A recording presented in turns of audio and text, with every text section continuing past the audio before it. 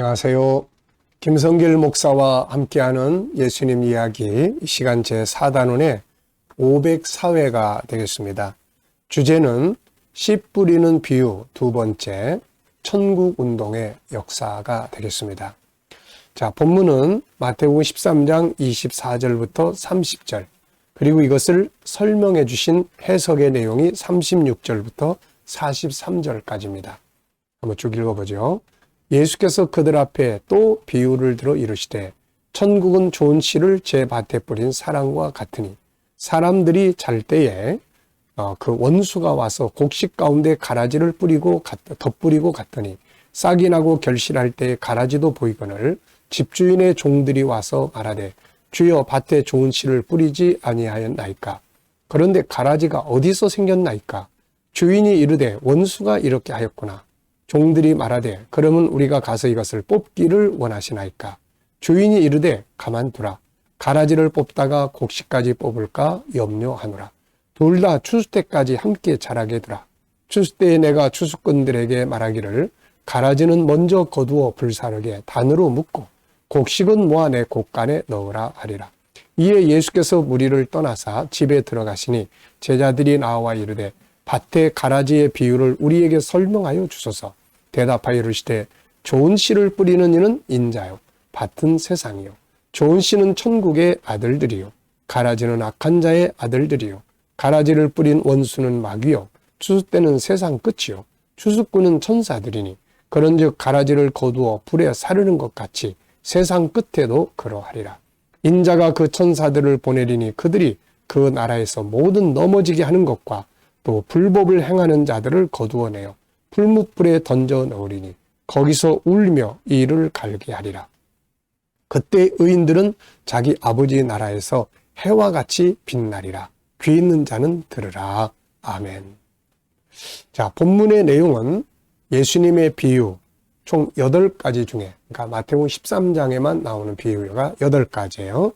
그 중에 두 번째 비유로서 같은 씨 뿌리는 비유입니다. 그런데 내용은 좀 다르죠. 앞에 씨 뿌리는 비유는 듣고 열매 맺는 자에 관한 이야기, 이 뒤에 이 내용은 역사에 관한 내용이에요. 역사에 관한 내용이, 그리고 싸움에 관한 내용입니다. 자, 이 내용 속에 들어있는 몇 가지 내용을 우리가 하나씩 정리하면서 은혜를 나누려고 합니다.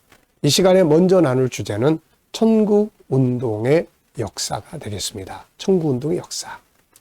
자, 이 밭과 같은 이 세상에 두 종류의 씨가 뿌려집니다. 하나는 좋은 씨요, 다른 하나는 가라지입니다. 좋은 씨는 예수님이 뿌리고 가라지는 마귀가 뿌리고 있습니다. 그리고 주님은 마귀를 원수라고 하셨죠. 자, 이게 무슨 의미가 되겠습니까?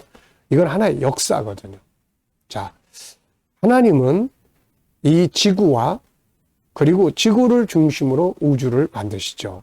그리고 이 지구를 통해서 천국 운동을 시작하셨습니다. 그래서 창세기 1장, 2장은 천국 운동의 출발점이에요. 시작점입니다.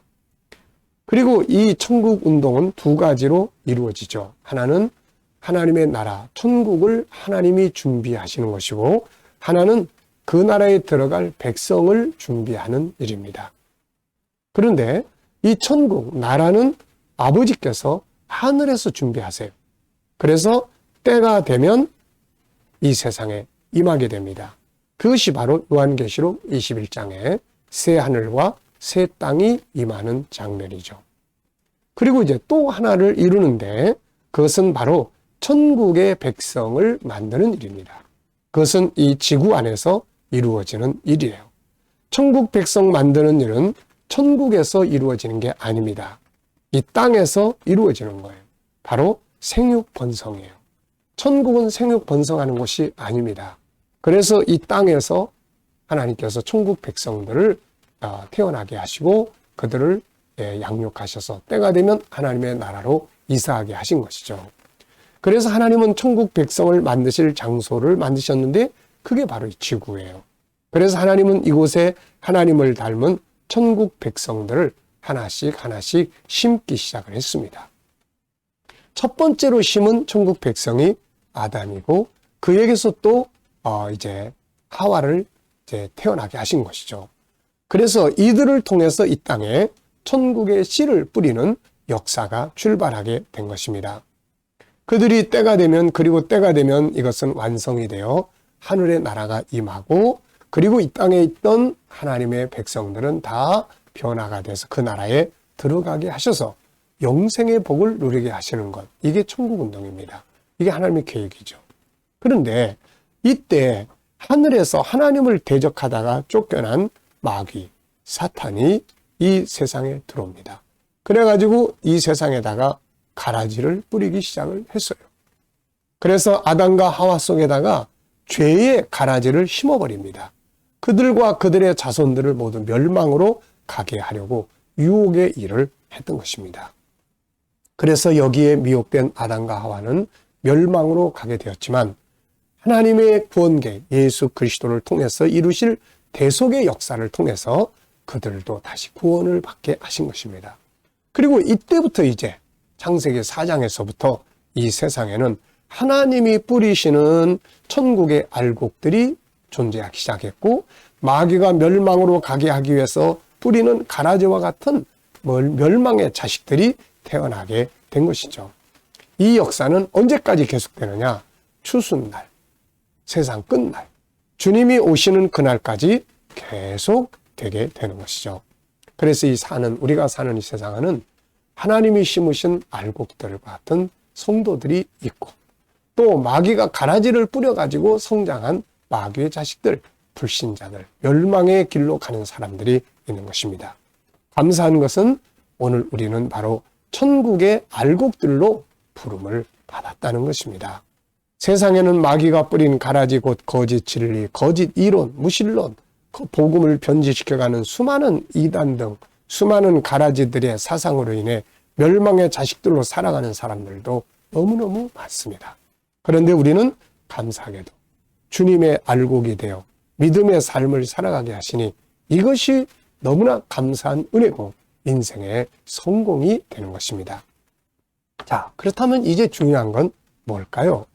마귀는 할 수 있는 대로 우리 성도들 속에도 가라지를 뿌리려고 합니다.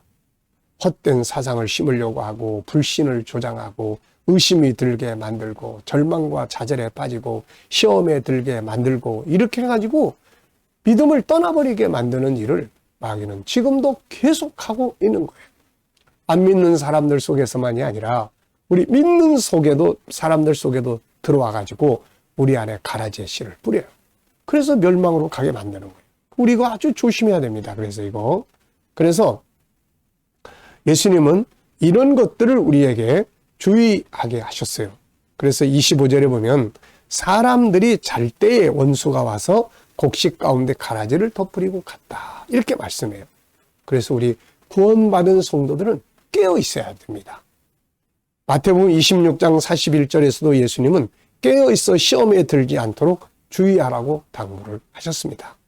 베드로 사도 역시 성도들에게 정신을 바짝 차리고 경계해야 된다. 이유가 뭐냐? 이렇게 썼습니다. 베드로전서 5장 8절에 보면 근신하라 깨어라 너희 대적 마귀가 우는 사자같이 두루다니며 삼킬 자를 찾나니 너희는 믿음을 굳건하게 하여 그를 대적하라. 이렇게 말씀하고 있어요.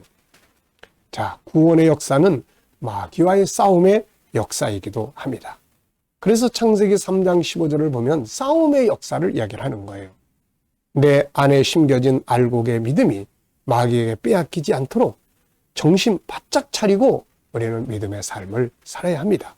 그가 와가지고 내가 졸며 자면 마귀가 와가지고 내 안에다가 그냥 불신의 씨를 다 뿌리고 가버려요. 그리고 의심의 씨, 또 사람들 때문에 시험 들게 하는 씨, 환경의 절망과 방탕에 빠지게 하는 씨, 이런 가라지들을 왕창 뿌리고 가버립니다. 그 정신 차리고 그런 것들이 심겨져 있으면 빨리빨리 뽑아내버려야 돼요. 빨리빨리 자풀을 뽑아내버려야 됩니다. 그리고 말씀과 기도의 뿌리를 깊이 내려서 날마다 신앙의 성장에 갈 수 있어야 합니다. 나뿐만 아니라 내 가족들, 내 구역 식구들, 우리 교회 안에 마귀가 가라지를 뿌리지 않도록 정신 차려서 깨어 있어야 돼요. 기도로 깨어 있고 말씀으로 깨어 있어야 한다는 것입니다. 우리가 가진 구원받은 믿음은 세상에 그 무엇보다도 바꿀 수 없는 보물입니다. 이것을 끝날까지, 추수하는 그날까지 잘 지키는 것이 우리가 할 일입니다. 이 시간 말씀은 여기서 마치겠습니다. 감사합니다.